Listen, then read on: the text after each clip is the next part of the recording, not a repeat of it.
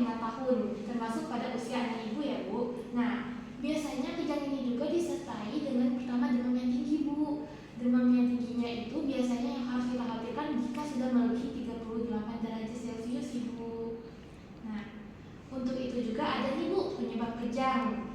Biasanya penyebab kejang itu bisa dari infeksi karena DBD Bu, atau tifus, atau ISK. Yang kedua, faktor sistem saraf anak yang masih berkembang. Dan ada juga karena keturunan Bu, karena kehamilan yang terpapar asap rokok. Sebelumnya, apakah suami ibu merokok Bu di rumah?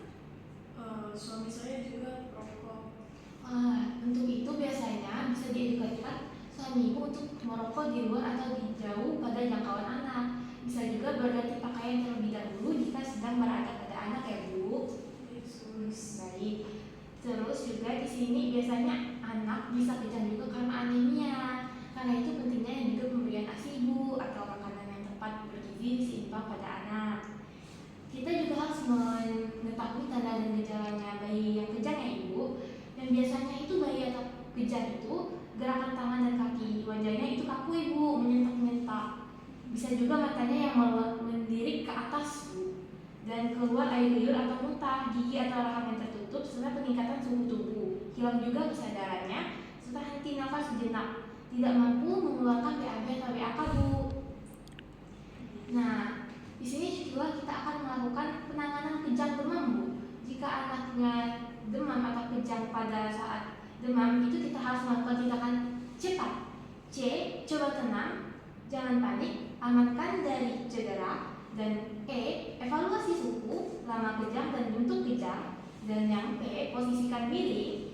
Dan A. Atasi dengan diaphragma rektal. Dan yang T. Turunkan suhu tubuh dengan kompres hangat. Nah, dari yang saya bilang tadi, jika anak ibu tiba-tiba kejang, ibu bisa memposisikan dia miring agar dia tidak tersentak air liurnya sendiri atau cairannya ibu. Nah, kemudian bisa kerahkan pakaiannya itu dilonggarkan ibu agar dia tidak merasa sesak, dan bisa segera berikan obat. Dan jika kejangnya melebihi 5 menit, bisa segera bawa ke rumah sakit ya ibu.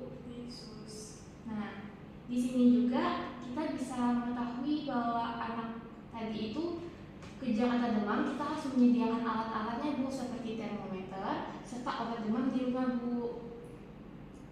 Dan juga bisa obat anti kejang serta sedih lidah yang digunakan pada kasus lidah anak yang tergigit Bu. Nah, dari sini apakah ibu sudah mengerti mengenai tata cara penanganan anak yang kejang demam Bu? Baik Sus, sepertinya saya sudah sangat paham. Terima kasih atas edukasinya Sus. Ya Ibu, sama-sama. Nah, setelah atau saat anak kejang, biasanya bisa kita letakkan anak di tempat yang datar, luas, bebas, agar tidak terbentur atau tertimpa benda.